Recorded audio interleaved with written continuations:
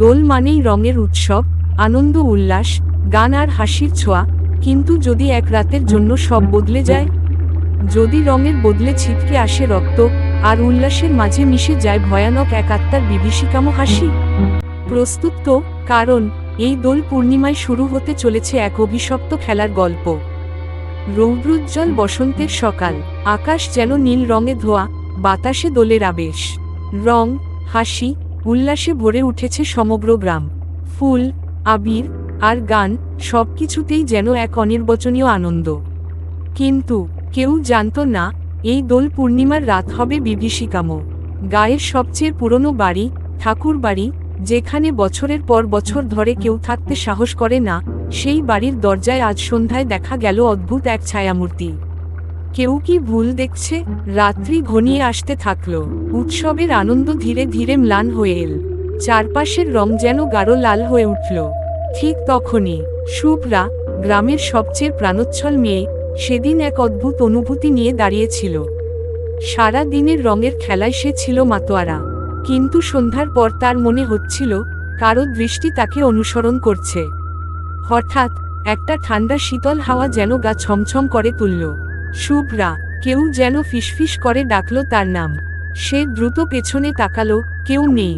তার হাতে তখনও লাল আবির লেগেছিল, কিন্তু কেমন যেন চটচটে লাগছে। আতঙ্কে হাত ধোয়ার জন্য সে পুকুরের দিকে দৌড় দিল। পানি ছোঁয়ার সঙ্গে সঙ্গে তার চিৎকার ছিঁড়ে ফেলল রাতের নীরবতা। পানি যেন গাঢ় লাল রক্ত হয়ে গেছে। গ্রামের বৃদ্ধরা জানতেন, দোলের রাতেই একসময় এই গ্রামে ভয়াবহ এক হত্যাকাণ্ড হয়েছিল। আজ থেকে 100 বছর আগে দোলের রাতেই এক নববধূকে জ্যান্ত পুড়িয়ে মারা হয়েছিল। সেই কি ফিরে এসেছে প্রতিশোধ নিতে? বৃদ্ধ গোপাল ঠাকুর বললেন, শুভ্রা বিপদে পড়েছে, ওকে বাঁচাতে হবে। আজ রাতেই অভিশপ্ত আত্মা আবার জেগে উঠবে। কিন্তু কে শোনে কার কথা?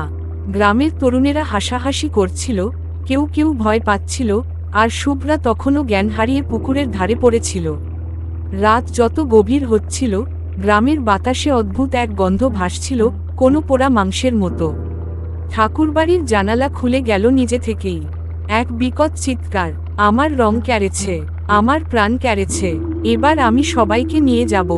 গ্রামের মাঝখানে একটা বিশাল আগুন জ্বলে উঠল।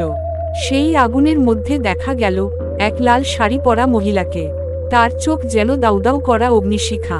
সবাই ভয় পেয়ে পালাতে লাগল, কিন্তু শুভ্রা তখনও অজ্ঞান। গোপাল ঠাকুর কিছু মন্ত্র পড়তে লাগলেন, আর হঠাৎ করেই সেই আগুন নিভে গেল। গ্রামের মানুষ ভেবেছিল সব শেষ, কিন্তু শুভ্রা চোখ খুলতেই শুনতে পেল কানে ফিসফিস করা এক কণ্ঠস্বর, তোমরা রঙে খেলেছ, আমার রক্তে নয়। কিন্তু আবার দোল এলে আমি ফিরে আসব। সেদিন থেকে প্রতি বছর দোলের রাতে কেউ আর বাড়ি থেকে বের হয় না। কিন্তু যদি কেউ বের হয়, তবে সে কি আর ফিরে আসে? সেই ভয়ানক রাতের পর পুরো গ্রাম যেন অভিশপ্ত হয়ে গেল। দোলের উৎসব একরকম বন্ধই হয়ে গেল। সন্ধ্যা নামার আগেই সবাই ঘরে ঢুকে পড়ত। ঠাকুরবাড়ির দিকে কেউ আর তাকাতেও সাহস করত না। শুভ্রা বেঁচে গেলেও সে আর আগের মতো ছিল না। তার চোখে এক অজানা ভয়, রাতে প্রায়ই কেঁপে কেঁপে জেগে উঠত, বলতো, সে আসবে, আবার আসবে, আমার রং কেড়ে নেবে। গোপাল ঠাকুর সব বুঝতে পারলেন, কিন্তু গ্রামের মানুষ বুঝতে চাইল না। কেউ কেউ বলল, শুভ্রা হয়তো পাগল হয়ে গেছে। কিন্তু কয়েক মাস পর যখন গ্রামে একের পর এক রহস্যময় ঘটনা ঘটতে লাগল, তখন সবাই আতঙ্কিত হয়ে উঠল। এক রাতের ঘটনা, রামলাল কাকা দেরি করে বাড়ি ফিরছিলেন। পথে এক জায়গায় তিনি দেখলেন এক লাল শাড়ি পরা মহিলা দাঁড়িয়ে আছে, চুল খোলা, মাথা নিচু। তিনি ভয় পেলেন, কিন্তু কিছু না বলে পাশ কাটিয়ে যাওয়ার চেষ্টা করলেন। ঠিক তখনই মহিলাটি মাথা তুলে তাকালো। তার চোখ দুটো জ্বলজ্বল করছিল, আর তার মুখে ছিল বিকৃত এক হাসি। আমার রং চাই। রামলাল কাকা এক আতঙ্কজনক চিৎকার দিয়ে অজ্ঞান হয়ে পড়লেন। পরদিন সকালে তাকে পাওয়া গেল রাস্তার ধারে, মুখ ভর্তি রক্ত, আর তার সারা শরীর আবিরের মতো লাল হয়েছিল। এভাবেই 1 বছর কেটে গেল। গ্রামবাসীরা চেষ্টা করছিল ভুলে যেতে, কিন্তু দোলের সময় আসতেই শুভ্রা আবার কাঁপতে লাগল। সে ফিরে আসবে, এবার আরো ভয়ঙ্কর হয়ে। কিন্তু গ্রামের নতুন কিছু তরুণ এ কথা মানতে চাইল না। তারা ঠিক করল, এবার দোল উৎসব হবে। দোলের দিন সন্ধ্যায় রং খেলা শুরু হলো। আনন্দ, হাসি রঙিন আবিরে ভরে উঠল গোটা গ্রাম। কিন্তু ঠিক তখনই শুভ্রা আবার চিৎকার করে উঠল, তার গা থরথর করে কাঁপছিল। ও এসেছে, সে এইখানেই আছে। ঠিক তখনই ঠাকুরবাড়ির দরজা খুলে গেল আপনা আপনি। হাওয়ায় ভাসতে লাগলো পোড়া মাংসের গন্ধ, আর এক একজনের হাতে লেগে থাকা আবিরগুলো গাঢ় লাল রক্তে পরিণত হতে লাগল। কেউ চিৎকার করতে পারল না, সবার মুখ যেন বন্ধ হয়ে গেল। তোমরা আমায় ভুলে গেলে, এবার আমি তোমাদের ভুলতে দেব না। এক ভয়ানক অট্টহাসি বাতাসে গর্জে উঠল, আর সেই সঙ্গে শুরু হলো এক নতুন দোল পূর্ণিমার অভিশাপ।